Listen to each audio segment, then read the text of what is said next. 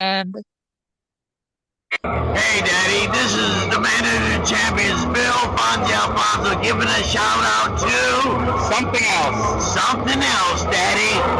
This is Nicole Matara, Great Warrior Wolf, and you are listening to Something Else. I'm Tony Cini, and you're listening to something else. Hey everybody, it's Rich Palladino, the voice of New England, and you are listening to Something Else with Arya.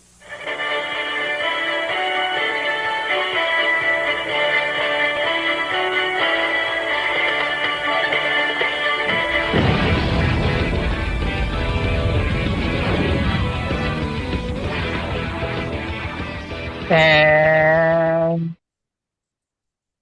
welcome to episode number 188 of Something Else. Feast your hair holes on this week's episode as we take a look at NWA Total Nonstop Action, episode number 43 from April 30th, 2003. My name is Arya, and joining me, as always, is the lollipop to my Tracy Brooks. It's Cyndi. Cyndi, how the hell are you today? I'm doing great. I took a page out of your book when watching TNA. I let it You play just for a pressed little bit. play and didn't press stop until it was over? I did press stop a couple of times because I had to use the bathroom. So, No, no, no, no. That I can't do that here. It's press play and it goes 1 hour, 51 minutes, and thus I don't extend the torture. well, also while some low points, I was playing a lot of Balatro. Doing a lot of what? You never heard of Balatro? Nope. It is a very fun poker roguelike. You should hop on that. How do you spell it? Balatro. All right, we'll see how we can find out that one here. But Jesus Christ, this is the first show I've recorded entirely since the trip to Vegas for WrestleMania. It's been 2 weeks after between this show and the Trey shows, recorded 6 shows in 4 days. It was nice having the 2 weeks off. Yeah, Lord. So, Cindy, do you believe in Joe Hendry? I do believe in Joe Hendry. Say his name and he appears. He may show up on this podcast. You know, we're recording this head to head with the TNA pay-per-view tonight. With guarantee. You know, even though we had one of the better TNA pay-per-views we've had in a while, I guarantee whatever currently airing on pay-per-view right now is better than what we watched. It's a pretty good possibility. So, we were talking off the air that you knew somebody who does not believe in Joe Hendry. Right. I will not name names to protect the guilty. So what happened is, um, on the stream that he does, he openly didn't believe in Joe Hendry. So a couple of buddies in the group that I run with put $10 each in a pot and paid for a cameo. You know, those celebrity videos and whatnot. Mm-hmm. Yep. And actually paid for a Joe Hendry cameo where the big thing was he didn't believe in Joe Hendry. It was Interesting. hilarious. And Joe Hendry actually did this. Yeah. Now, this is before he started making this is before the NXT TNA joining forces stuff. So his asking price is a lot lower than it is now. What's his asking price now? I have to assume it's about $200-300. Well, there's only one way to find out. That's what I'm Let's see doing here. right now. Joe Hendry is the incredibly random number of $134. I mean, oh my God, Tama Tonga is $1,000, and I think he's the highest. Ric Flair is only $500. You always see the people who don't want to do these because, like, who the hell, like, love Tama Tonga, and everything.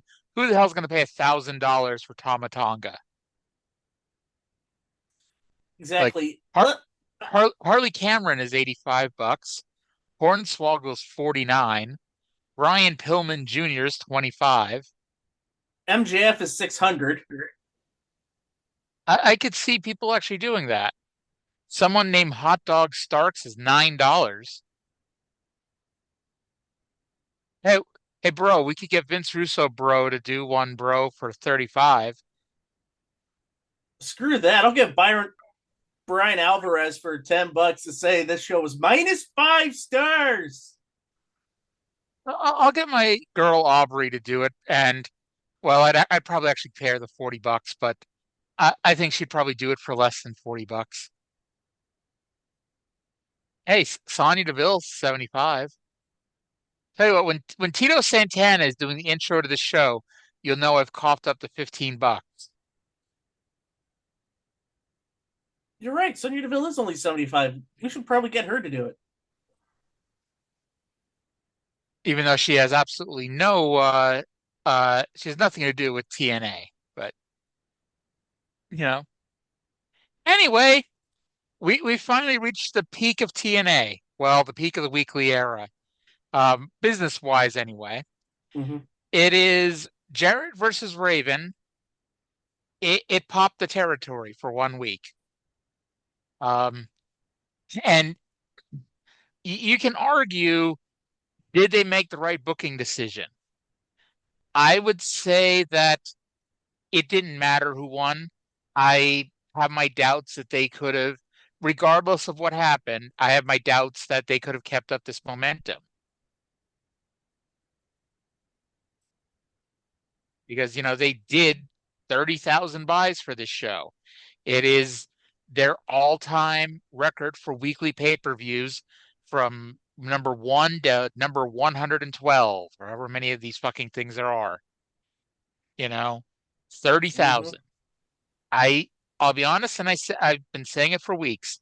I don't get how, for whatever reason, this match, this storyline really connected.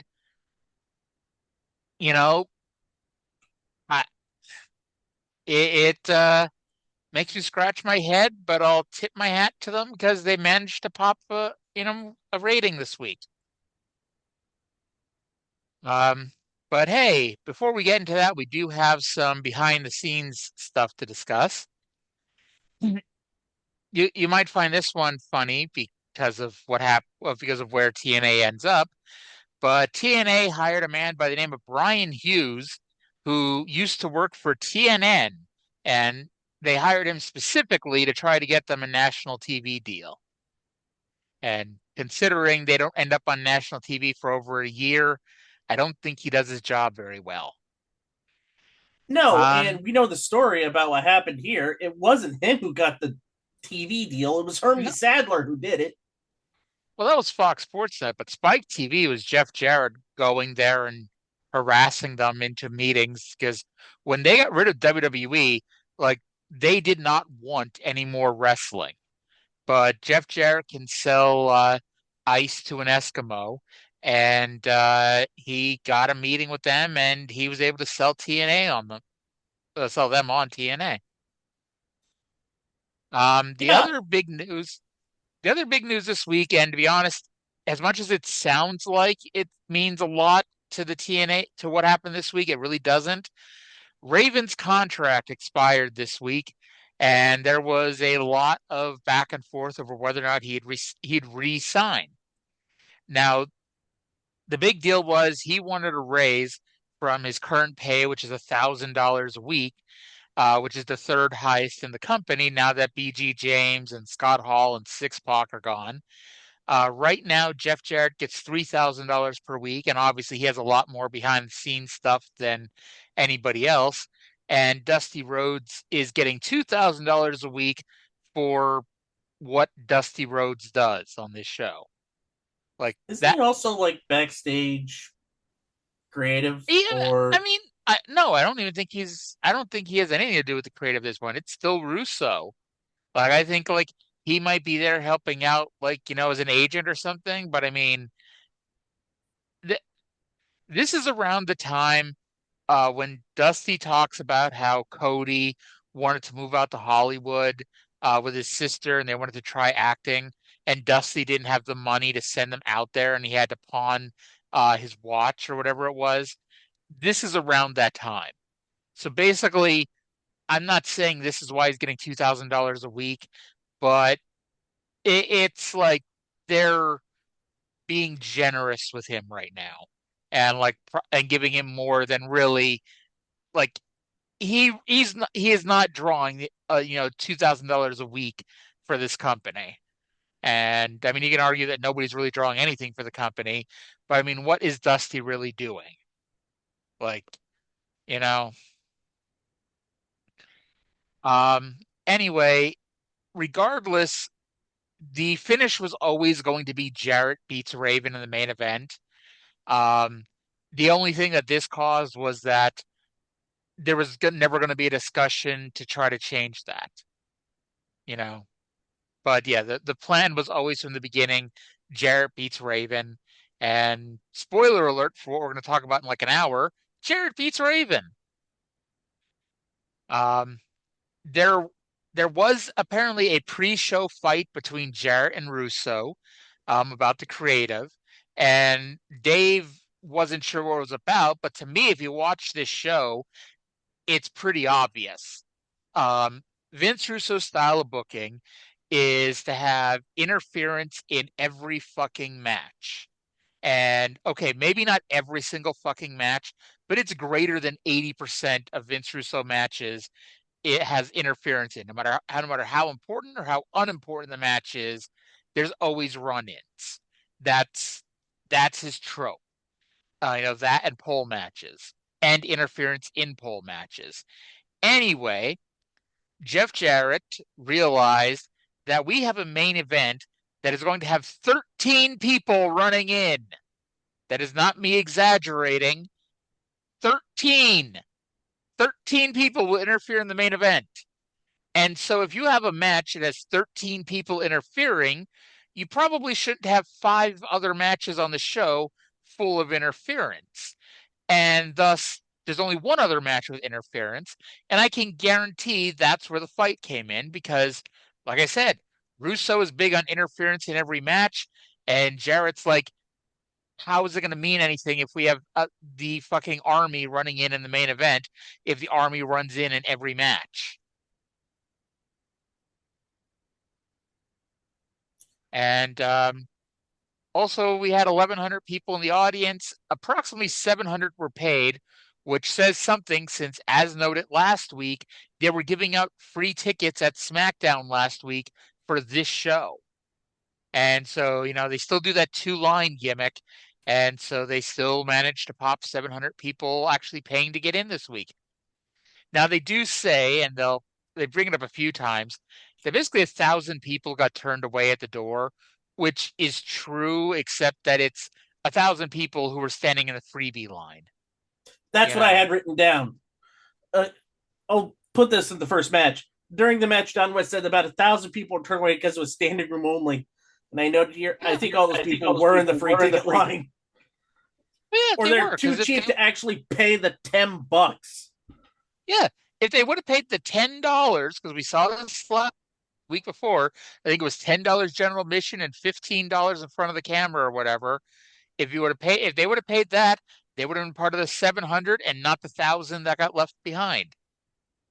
And I'd say this should have been the week that went to a bigger building. But what's the point of going to a bigger building when you're still only going to get 700 paid? Yeah. If you're going to get 700 paid no matter what you do, I'd rather do 700 paid at the Nashville Fairgrounds than at the Municipal Auditorium, which is going to have a much higher rent. Yeah, and that only seats, what, 3,000? I know it was like 10,000. because that's where the Flair Steamboat match happened, the third one. What match am I thinking about? What was the building that Super Bowl Revenge in 2001 where they only did Oh, that 3,000? that was the Cow Palace. That fucking thing could hold like 20,000 people. Oh, oh, That was where Eddie Guerrero beat Brock Lesnar for the title. I'll look up Super Brawl Revenge. I think that was a smaller Oh no building. no no no Super Brawl Revenge. Okay, that was 2001. That was Nashville. I think that was in Municipal Auditorium, which was 10,000 people. Yeah, Super Brawl 2000 was the Cow Palace, which that was Sid, Scott Hall, and Jeff Jarrett. Hmm. Here it is, Anyway, on 4,395 in attendance. Yeah, TNA wasn't pulling that. no, I mean they've gone back. They've tried going back a few times to Nashville, like when they tried to do Slammiversary there the one year, and a few other things, and like they were doing at best like 2,000 people, which is kind of insane when you think about it. Um, Anywho, Jeff Jarrett actually arrived on time for the show this week. That was the first thing we saw when the show began, and this was and I make note of that because that's the other Vince Russo trope that people show up to the shows an hour after it began. Which Yeah. how important is a show when you're showing up an hour late? Go straight to the ring for a random ass four-way tag match. It's the New Church with Jim Mitchell versus the Harrises versus Just Incredible and Perry Saturn versus America's Most Wanted. It's three sets of heels and one babyface team that's been fighting with each other for the past month. Does this mean AMW is getting along now? I mean, I'm assuming because they weren't even teasing anything this week at all. No, because I think I this think this was was the the week week. where they figured out, yeah, Chris Harris is not ready for a singles push. And they Also, decide to sweep that under the rug and just team AMW back together like nothing ever happened. And the commentary essentially said as much during the show. I mean, we've had it a few times where it's like Vince Russo does not like anybody ever teaming up. So Vince Russo was trying to break them up pretty much immediately.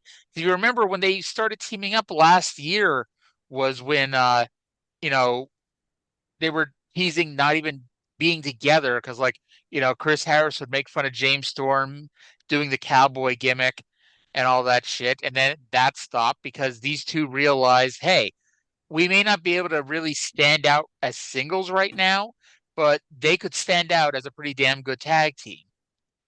And even Yeah, with, the extra talent that TNA has been bringing in, they're still, arguably the best or second best team in this company right now. right, because it was touch and go between who is the better team, them or Triple X. And hey, Triple X is three different teams. So, I mean, you could say that Yeah, AMW is the fourth best team. but Um, we could, so, but it kind of depends on who is teaming up. I mean, I think the best team in terms of chemistry was Skipper and Daniels. oh yeah. Um, and then Daniels and Low Key. But so Don West, the announcer on the show, was not sure if this was a one fall match or an elimination match, which is insane enough to begin with. But then, and spoiler alert, there's another four-way match later on this show, and that one is an elimination match. So, yeah, like number one, you don't need to do two four ways.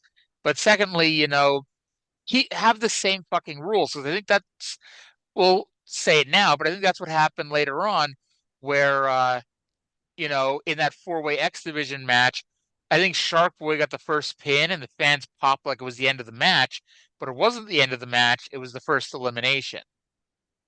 Yeah, that's exactly what happened. I think these two Um, matches also took place because, you know, all eight of spoiler alert, all eight of the combatants in this match are involved in the run in at the end of the show. yes, they are. So it's just like Um, give them mhm, something to do, indeed. and I'm fine So with the it. six So the six heels got the heat on Chris Harris when Don or Ron threw a fucking chair at his head. Not sure why it looks 10 times more violent when he did it than when Sabu has always done it. Anyway, Harris makes the hot tag to Storm when he catches a credible super kick and hits one of his own. It breaks down into a seven-way free-for-all because the referee, for some reason, while everyone else is running around and running in and out, running spots, the referee was doing his damnedest to make sure Brian Lee stayed on the apron and waited patiently for a tag. Ron or Don booted Chris, who fell into Storm. Saturn then pinned Storm with a DVD, which in 2025, shouldn't that move be called the streaming service? The See, SSD, the streaming service driver. there you go. See, it's my goal to pop people on every show, so my job is now complete. Yeah, there you go. Fun opener. I gave it 5.0 out of 10. I gave it a 5.0 as well. Uh, it was a good opener. That here's the thing: when we get to marquee shows, like you would agree, this is a marquee TNA show, just It, because of it the main event that they pushed for 3 months, that they built for it about 3 months. it is, and I get that, it wasn't selling one extra buy, but what they should have done last week was actually give us the card. Like last week, they just told us Jarrett versus Raven, and if you were paying attention, you knew Kid Cash was going to face Amazing Red, but they should have been like, "Oh my God, next week, man, this is the show of fucking shows." Jared Raven, it's Christopher Daniels versus Jerry Lynn. It's a fucking four-team tag team match. Really go balls to the walls here. But again, they weren't going to sell one extra buy with all these extra matches, but it would have made it sound even bigger if they mentioned all these other matches. Or say that the winner of the tag match would get a shot at the tag titles, I mean, because the I'm tag assuming titles were the that's what's going to only, happen. yeah, because that was the only title not defended on this show. So at least give Saturn Incredible a tag title shot. They'd lose, but give them a shot. Actually, spoiler alert, I don't even think they do get a tag title shot. No, they I mean, don't. yeah, because next week we'll get to it, but next week they're doing a tag team title match with Triple X, and we'll get to that here in a minute. Mm-hmm. But yeah, because I know at some point, and I know it's sooner rather than later, they strip the titles off of whomever the champions are, and they do a lethal lottery tournament. Because I just remember Trinity and Tracy are both in it, and I, it's Vince Russo TNA, so of course there's women competing for the men's championships. Part of Anyway, me is fine with it. Part of me is not fine with it. Like going back to 2003. Nowadays, all across the board, it's fine. But when you well, have, they tried to make mhm. Trinity their China, if you understand that logic. See, I think they're making her their Lita more than their China because China Well, just didn't sell for anybody. right. Trinity, it's more just doing Lita spots. Yeah, that makes Anywho, total sense. so we get our first production fuck up of the night as Tenay pitches it to the SEX locker room, which they claim. Okay, they never specifically say that it's live, but the way it was sent to, like Tenay has a way of saying when something's pre-recorded. This was not a pitch to a pre-recorded tape. This is a pitch to a live backstage skit where Goldilocks is asking main event Glenn Gilberti why Sports Entertainment Extreme didn't help Raven. Now, the reason why this is not a live segment is because standing right behind main event Glenn Gilberti are Ron and Don Harris, who don't look anything like two people who just had a match. Yup. And so somebody in the production truck realized this and put at the very bottom of the screen earlier today or whatever. But anyway, Glenn said he'll get his answers from Raven as to whether he thinks Team Extreme is better than SCX. And then Goldilocks did a magic act where she magically appeared backstage, where she now asked Jerry Lynn why everybody beats up Jerry Lynn. And Jerry Lynn said he is not going to be sneak attacked anymore. He said he was tired of being the TNA doormat. Well, that he is. That he is. He's tired of being the good guy and busting his ass for 15 minutes and getting nothing. He says he'll be a brand new Jerry Lynn. Does that mean he breaks up the Mr. JL gimmick that he had in WCW? Oh. So before now throw out spoilers, are you going to watch this TNA pay-per-view? I don't have TNA Plus. Okay. So Eric Young just lost to Steve Maclin and now just beat him up with a chain because Eric Young is a heel. And yes. And the Elijah Open Challenge was Shane Haight, of all people. And let's see here. Ultimate X, Moose won Ultimate X. It looks like some sort of screwy finish. Let's see here. They showed Joe Hendry at WrestleMania. Ash and Heather Bay Elegance retained the tag team titles. And the Rascals and Ace Austin with Sean Waltman in their corner defeated the System with Alicia Edwards in their corner. And now Eric Young and two people are choking out Steve Maclin with a chain. That's the Northern Armory. That's Eric Young's group. Well, it was Josh Alexander's group. Yeah, and now Josh Alexander's in AEW Don Callis. Good for him. I'm glad that Josh Alexander's getting some of that sweet, sweet AEW money. He fucking deserves it. Yep. Christopher Daniels versus. Sorry, go ahead. I was gonna say he better. I mean, they got a TV. Their TV deals for 3 years guaranteed with 175 million. Yeah, by the way, Matthew Raywald is wearing a Pac-Man suit, and it's fucking tremendous. Just, going there. Anyway, Christopher Daniels versus Jerry Lynn. So last week on this show, Ron Killings attacked Jerry Lynn, which then makes perfect sense because now Jerry Lynn is wrestling Christopher Daniels. So, by the way, I don't know about you, but I completely forgot that Lynn and Red were the tag team champions because Lynn didn't have his belt, Red doesn't have his belt later, and neither are really announced as the champions. But we finally figured out that they're the champions because Daniels challenges Lynn to a very Vince Russo special here, where if next week they're going to have a tag team title match, and if Daniels wins, then next week it's going to be a 3-on-2 handicap match with all three members of Triple X. And Jerry Lynn then countered by saying if he wins, then next week it's going to be a 2-on-1 handicap match, advantage baby faces. So will it surprise anybody to know who wins this match? Hearing those stipulations? It actually does.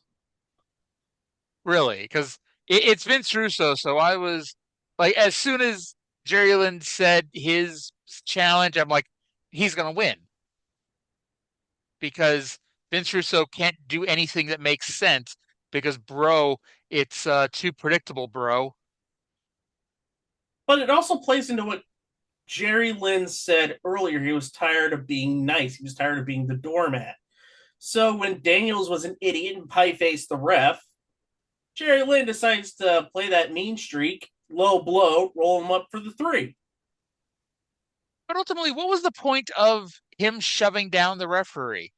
Like, it wasn't like he shoved down the referee because he had he was going to pull out a foreign object or whatever else. He shoved down the referee so he could go for the Angel's wings, which is a legal maneuver. And TNA refereeing at this point in time I don't know what refereeing is worse. TNA refereeing from this point in time, and I mean 2003, not 2025. Yep. But it's kind of a constant problem in TNA. And I'm going to show off some of my ignorance here. triple A refereeing throughout the year 2000 onward. Yeah, I can't speak for that. See, I thought you were gonna throw AEW out, and I was gonna be like, you know what? I don't really blame AEW referees because they are given no ability to have any credibility. You know, TNA is like they do it half-assed, where like they're half-assed attempting to make their people credible, their referees credible, but the booking is very suspect. A lot of times they do a lot of timing finishes that they have inexperienced referees who aren't used to doing things like with that level of time, like all their double pin finishes. They keep doing double pin finishes without like this is why you need to fucking rehearse shit, you Oh, know? we're going to talk about this later on in the show because there is one moment that I howled about. Oh. Either Mustafa Ali or Mike Santana are getting a wacky dance entrance for their Falls Count Anywhere match that's about to happen. But anyway, so yeah, Jerry Lynn pinned Chris Daniels, meaning that next week the tag team titles are going to be on the line with the baby faces in a 2-on-1 advantage. And now we don't know which member of Triple X it is. And I haven't watched next week's episode, but I can almost guarantee you Triple X wins. Like, there's no doubt in my mind that Triple X will win down 2-on-1 to the baby faces. Because we can't let anybody get over on this show. No, we can't. Oh, But we'll also over talk about that later on. so this was a good match, Yeah, but I expected more from it. 6.0 out of 10. this is crazy. You had the same exact score? And also the same comment 6.0, decent match, expected more from him. The funny thing is, and I'm sure they've wrestled in ROH and it's probably a lot better in ROH, but Daniels and Jerry Lynn have wrestled a few times in TNA, and it's like every time they've ever wrestled, it's always been this was good, but it could have been better. Like I think it's I don't, because Ring of Honor. I think I can tell the difference between Ring of Honor shows and TNA shows. TNA has a really strict. They have 2 hours live. That's it. Whereas Ring of Honor, some of those shows are 3 hours, 3 hours of live wrestling, and they have the DVDs. Some of them are two disc sets, I mean, and I wouldn't even say it's that. I would say it's because I'm not even going to blame the audience here, but it's a booking thing. It's like if you go and watch Christopher Daniels versus Jerry Lynn on a TNA show, they're going to get about 8 minutes, and you're 99% sure there's going to be some sort of bullshit in the finish. You go to a Ring of Honor show, they're going to have 15 minutes, and they're going to be able to go out there and have a balls to the walls good match, and there's not going to be a bunch of bullshit, and you're going to have a winner and a loser. You know? not with Christopher Daniels at that point. Yeah, I mean, but it's like they still couldn't do interference because that's the code of honor. And by the way, it was Mustafa Ali that got the dancing entrance, and Mike Santana has people bringing boxing titles to the ring with him. I'm sure these people are boxers. I don't know who the hell they are, but anyway, anywho, so yeah. The words, the winner of this match, Jerry Lynn, were not even out of Jeremy Borash's mouth when Tenay immediately sent us to a video package for the Extreme Revolution, which is the new name for Team Extreme. Okay, then. That works for me because they probably got a cease and desist from WWE. Because wasn't Matt Hardy, Jeff Hardy, and Lita still Team Extreme at this point? I don't think the draft happened yet. Oh no, No, the draft. they're broken up. Yeah, Matt Hardy is uh Matt Hardy version 1 at this point, and Jeff Hardy is about to be fired if he hasn't Oh yeah, already that's been. right. So earlier tonight, we didn't mention this during the four-way tag match, But just Incredible was wearing the crimson mask at one point during the match. I bring that up now because we go to the SEX locker room where SEX and the Extreme Revolution are screaming at each other face to face, and Just Incredible is there without a scratch on his head. Yay, They're production fuck ups. Oh, it's not even a production fuck up. It's like these are all skits from earlier today, and they're trying to pretend that they're live when they're not. They could have just said, hey, let's go earlier today. SEX and Extreme Revolution had a meeting in the SEX locker room. Because like Don and Ron Harris are back there wearing the same clothes they were wearing during the prior pre-tape. So Yeah. it's like, and it's like, and this time they didn't even bother to throw up the earlier today or whatever thing on the screen. Yeah, they Anyway, just gave up the they're ghost. yeah, they're fighting over Raven, people. Um, and apparently Raven won't answer anyone's phone calls. At this point, if you were Raven, would you answer the damn phone either? No, because Alexa's telling them to shut the fuck up and leave us alone. Then we get a tag team match, which, by the way, further proves that that segment wasn't live because we immediately go to David Young and Sonny Siaki coming out of the SEX locker room, walking to the ring. And you would think if that was the case, if it was live, you'd also see Sandman and New Jack and all of them walking out behind them, even if just to walk in the opposite direction. Anyway, it's Sonny Siaki and David Young with Desire versus AJ Styles and D'Lo Brown. So I guess the news is that AJ and D'Lo are not a real team, but they're teaming up to basically beat up every tag team that's part of SEX. And thankfully for them, SEX has like 4 teams. Because Hey, it makes sense. I mean, they're both trying to get after Glenn Gilberti, who's fucked them over the tag title, over the NWA the title. world title, main event Glenn Gilberti. Um, There's a that YouTuber pushes that called that Marky D that says, and here's gifted Glenn Gilberti. How is he gifted? that that Glenn Gilberti push is about to get so much worse. Oh, yeah. So much worse. It Um, starts next week, folks. yep. Legitimately, we're coming up to the point that I stopped watching the first time I tried watching these. Because there is one moment coming up. We'll just fucking say it. Glenn Gilberti is getting a world title match in about 4 weeks. 4 or 5 weeks. Now, I think we all know he does not win the world title, but the point is, that's when I gave up. I'm like, I have zero fucking desire to watch Disco Inferno challenge for the world title on pay-per-view.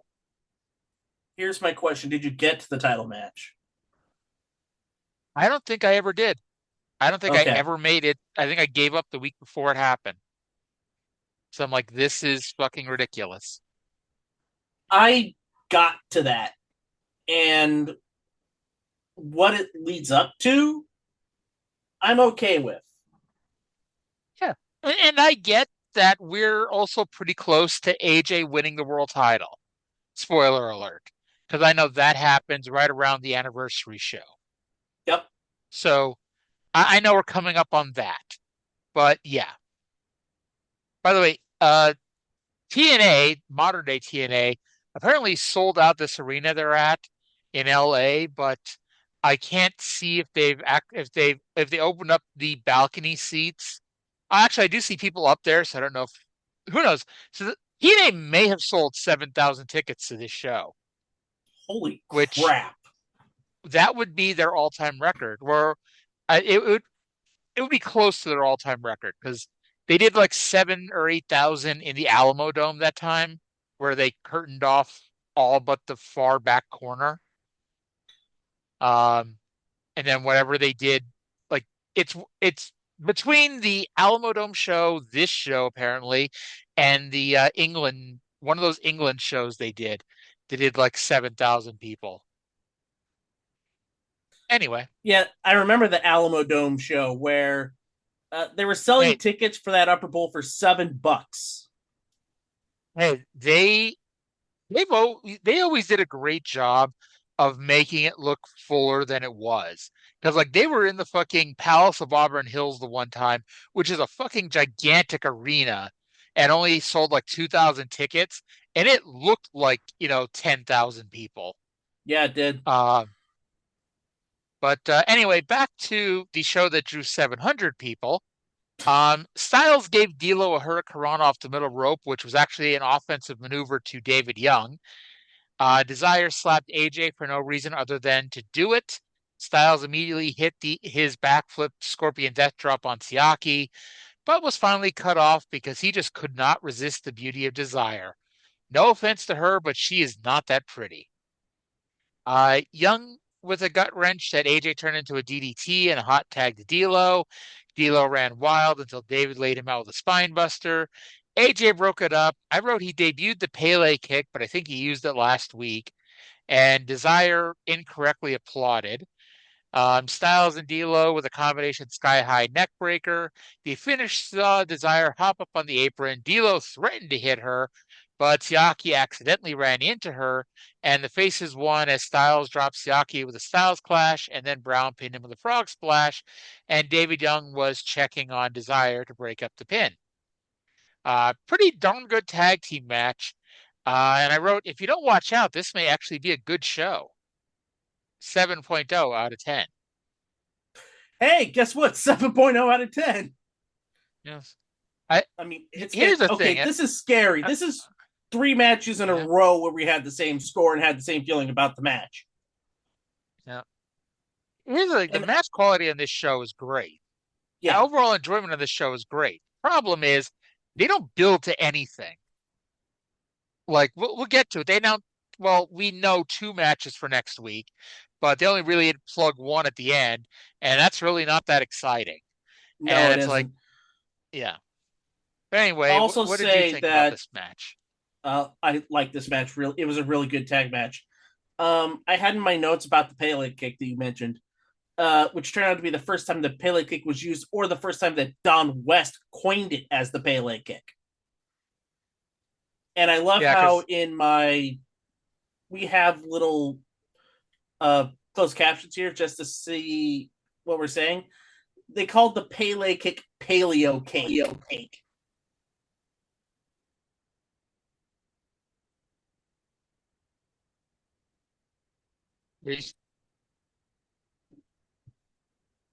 Cindy. Yeah, I'm still here. Okay, well, speak. I am speaking. Uh, well, you said paleo kick, and then you didn't say anything after that. So I was waiting for All you to right. speak. Anyway, we got to sit down with Conan and the Truth, and Oh, wait, it's standard wait, filler. wait. You didn't you skipped something. D'Lo What? Brown said that there will be a winner of the match tonight between Raven and Jeff Jarrett. A very astute observation, if you ask me. Very Because yeah, astute, dude. yes, throughout the show they asked people who they think is going to win. We didn't mention this, but AJ Styles said he didn't care, which thankfully they not only had to ask him, but then had to air it for some reason. There's a There's couple a of couple people of who they people who asked where they that could apply. yeah. Conan and Ron Killings are now friends, and everyone laughed when Mike Tenay mentioned that Jonathan Coachman was doing announcing right now. And this was during the time period.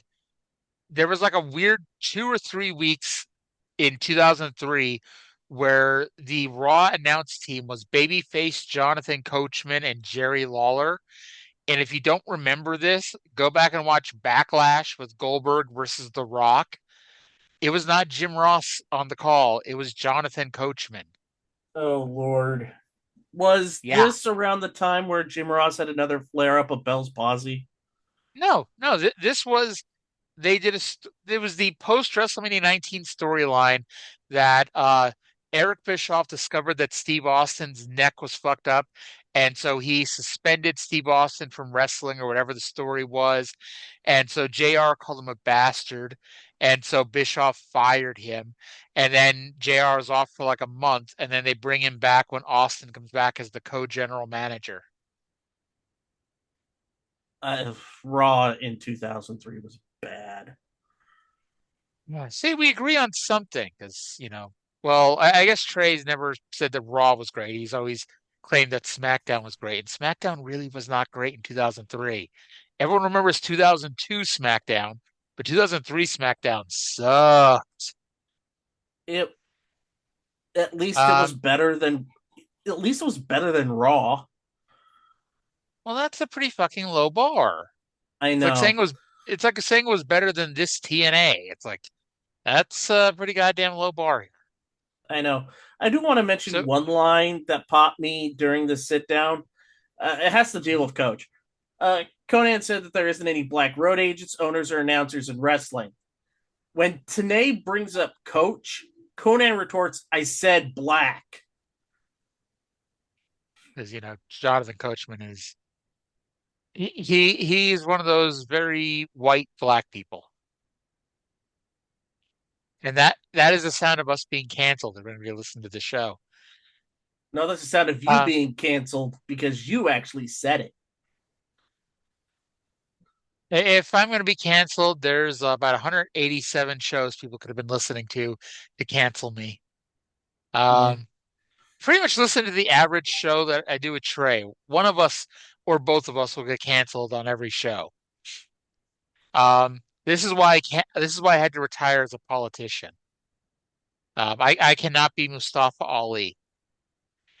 Anyway, some woman dressed like a slutty schoolgirl attacked a cage dancer before being dragged away.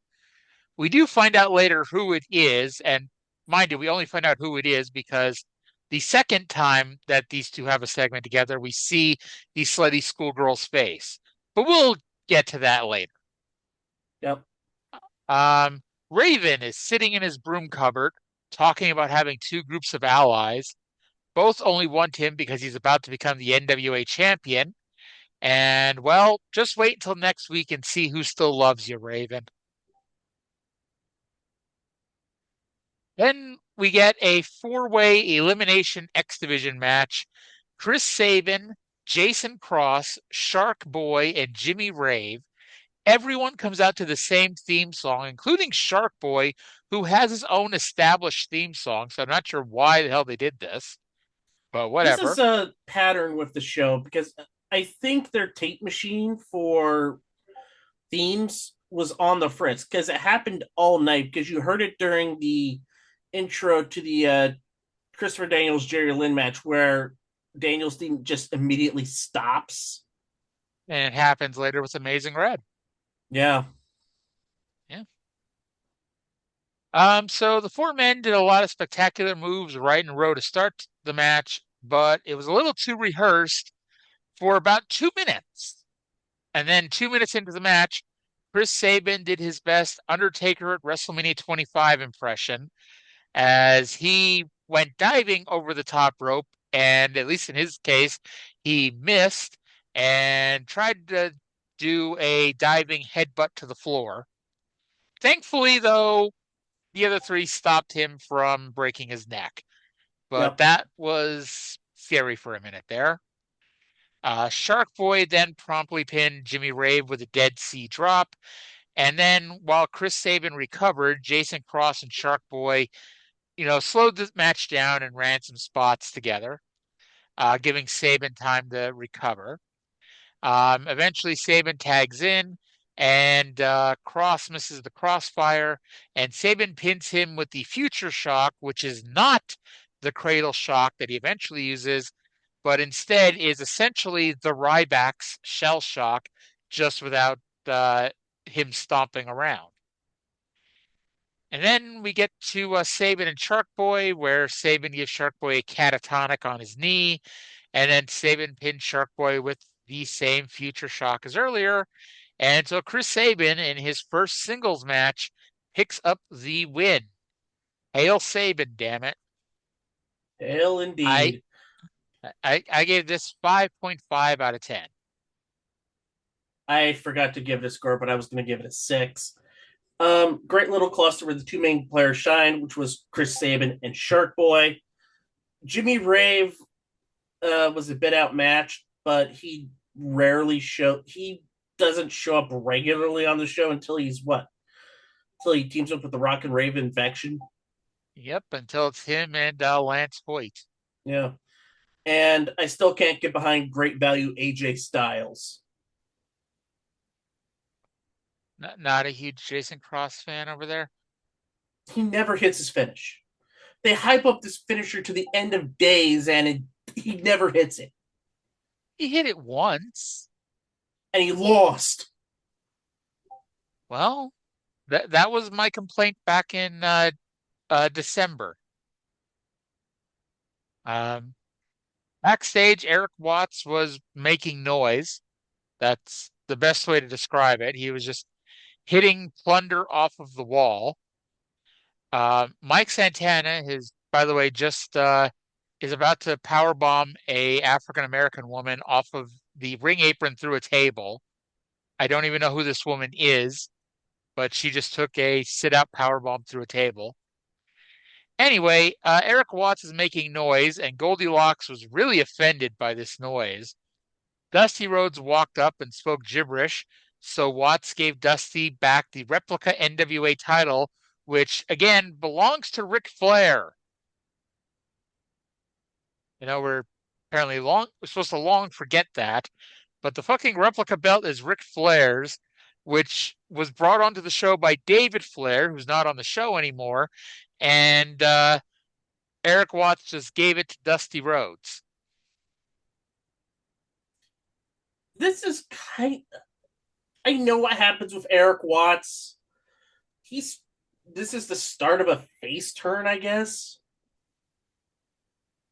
Because what the world needs now is babyface Eric Watts. Goofy babyface Eric Watts. And it kind of works for a bit. Until he runs into Don Callis with his master's in business administration. Yeah, and I'll say this. I've seen some of later 2003 TNA. We're going to be wishing for SEX era TNA again. Sounds riveting. So to another part of the back where Goldilocks told Kid Cash that Trinity should be the X Division champion. Cash said it was a non-title match and that he suspended Trinity this week. Spoiler alert for those who remember, we will never find out why the Heresies helped Trinity last week. Never. I'm sure it's some wacky swerve, I'm sure. But yeah, I think it's probably because Kid Cash mouthed off. When did Kid Cash mouth off to the Heresies? Like he ignored the Heresies during last week's promo, and the Harris boys were like, dude. Yeah. Time for the turns to table. Yeah. Bleep that. Bleep that. By the way, speaking of bleep that, TNA went to a picture-in-picture instant replay and lost the live feed for a second. So we were looking at a blacks, which was just great. So then we get Kid Cash versus Amazing Red. Don West informs us that these two men have moves that are illegal in 47 states. I guess I hope Tennessee is one of the three that they are legal in. Well, or they are. It is. I mean, maybe thank God they're legal in Tennessee. I mean, we assume so. I mean, we don't even know what those moves are that are only illegal in 47 states. Plus, if they're illegal in 47 states, are we allowed to watch them? I mean, if a crime is committed in Tennessee, which is only legal in Tennessee, but legal in, we'll say, Massachusetts or Washington, I guess. I'd say I think the only thing I can think of that's legal here and there and not in Tennessee is smoking pot. So if someone comes, if Rob Van Dam shows up on these TNA pay-per-views smoking pot, okay, but then that's still illegal in Tennessee, so they shouldn't be able to do that either. Anyway, I know I say I this mean, four you or five had times. James Mitchell in a pay per view snort cocaine. Yes, but that is a completely different stupid company. Technically not, because it's the same title lineage. No, it's not. Yeah, I it mean, I is. guess it is. But I mean, it's not the same company. It's not even the same company lineage. But it's not like in this situation, Rob Van Dam is coming in to smoke a blunt with the NWA title, and then Jim Mitchell didn't snort cocaine off the NWA title. By the way, Mike Santana beat Mustafa Ali in what looks like a hell of a match. It probably Um, was. so I know I say this four or five times every week, but this match was good until shit happened. Yup. Referee got knocked out. Um, Red and Cash had each other pinned 7 or 8 times while the referee was down. When the masked luchador, who suddenly got breast implants, ran in and gave Kid Cash the Scorpion Death Drop. Now, who would have thought I'd be able to reference WrestleMania 41 during this? Do you remember during WrestleMania 41 when John Cena hit Cody Rhodes with the WWE title and made the cover, and then like 30 seconds later, the referee rolled over, counted to 3, and Cena won? Yeah. Well, that's what fucking happened here. Oh, it's The worse. It's the worse here mask because it was a minute. and it's a fucking baby face. Because at least Cena, as stupid as that fucking finish was, Cena cheated to win and is the heel. Fucking, Amazing Red uh wins because Mass Luchador with boobs ran in and hit Kid Cash with a Scorpion Death Drop, and then pardon me, uh whatchamacallit, it took a full fucking minute for Red to lay there with the cover and have the referee wake up and count to 3. And the crowd was dead for this. DED dead. Hit Amazing Red's big moment, the moment that they've been fucking building to since fucking October. Like Red has been fucking killing this for months, and he's had all these title matches, and every fucking time he's been, coming up short. This was his big fucking win, and Russo had to book this bullshit finish. And by the way, if that wasn't bad enough, it doesn't matter. Not only did the Masked Luchador help Red win, but after the match, the same Masked Luchador, now with implants, gave Red a Scorpion Death Drop. Nobody wanted to see this. The crowd died.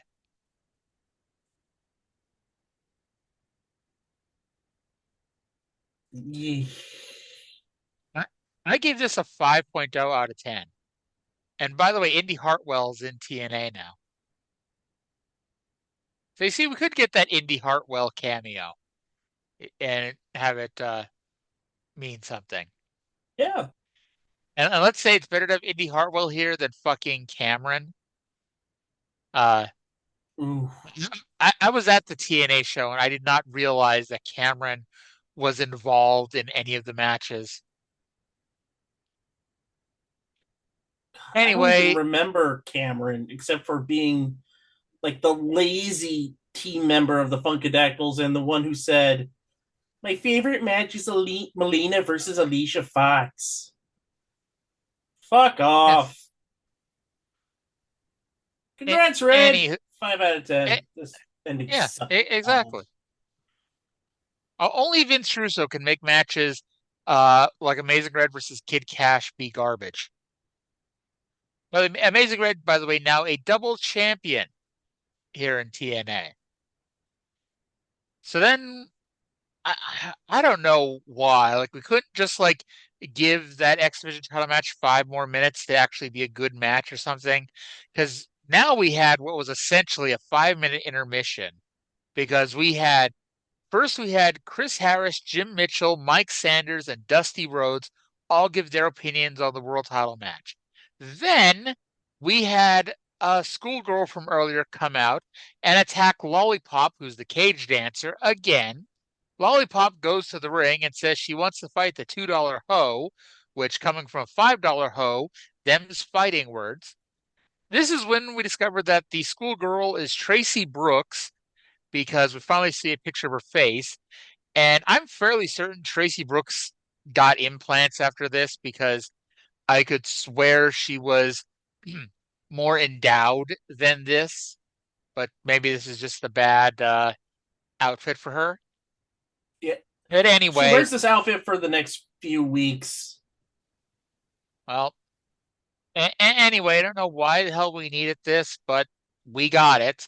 And Tracy is debuted and is now feuding with one of the cage dancers. I guess when you think about it, this is far from Tracy Brooks' worst feud ever. I'm trying to remember what her worst feud ever is. Honestly, because she didn't really do much, but I mean, I guess the only thing she really did was when she was Bobby Roode's manager. Wasn't she also Matt Bentley's manager too? Doing the Bentley She bounce? was, yes, she was Matt Bentley's manager, but they didn't really have an angle. No. So they announced that next week we're going to have a gauntlet for the gold to determine the new number one contender to the world title. And the difference between this gauntlet for the gold and all the other gauntlets for the golds is that in this one, falls will count anywhere because we can't just have a Royal Rumble. The Royal Rumble is too boring. And then, in case we haven't had enough downtime yet, we then have a video package for the main event, which, okay, at least, we got that. Um, and from there, we go to the main event, the match 3 months in the making. It is the world's heavyweight champion, Jeff Jarrett, versus Raven with Alexis Lurie and Julio De Niro. And like I said, I still don't know how this pops, how the hell this popped a buy rate after watching months and months of Stone Cold Jeff Jarrett getting his revenge week after week after week. Who the hell really thought Raven had a chance? I'm trying to remember when was the pay-per-view that TNA advertised for 1 cent?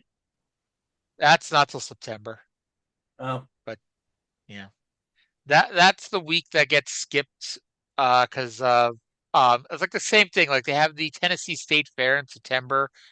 The real reason why they skipped a week last year, it happens again this year, which is a week that they skip.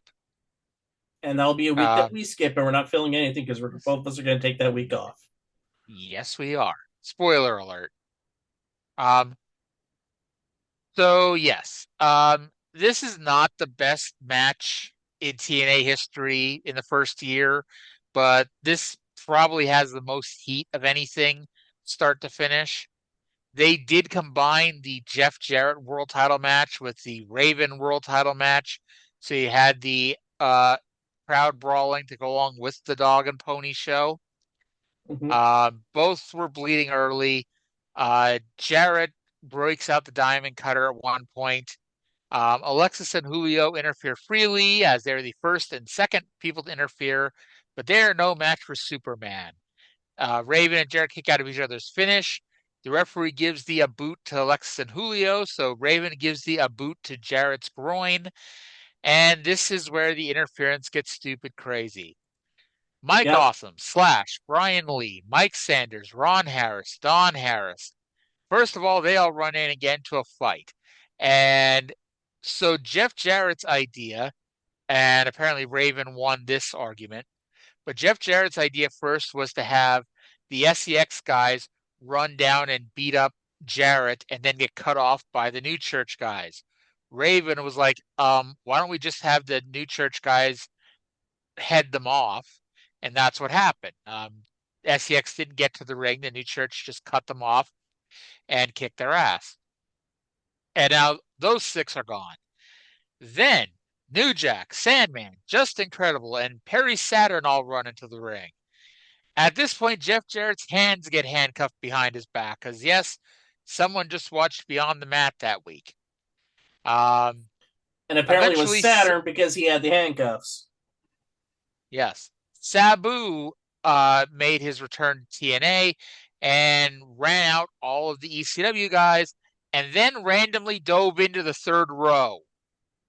I don't know what those people did to Sabu, but Sabu did not like those fans in the third row because he just was there anybody out there? There was no wrestlers out there, right?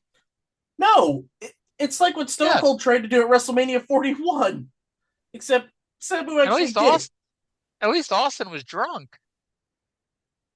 And so Sabu gets rid of everybody. Um, and at this point, Raven tries to do the finish that Kurt Angle did at every house show main event he was ever in, where he runs at his opponent with a chair, opponent ducks, and he takes a chair shot bouncing off the top rope to the head. But not even Raven is goofy enough to use that as a finish. In the meantime, Bill Behrens had the key to the handcuffs. Why did Bill Behrens have a key to Perry Saturn's handcuffs? Apparently, it was a skeleton key. Yeah, those things don't really exist, but okay. So Bill Behrens apparently walks around with the key. It was keys to handcuffs. Even if it was, why is Bill Behrens walking around with keys to handcuffs?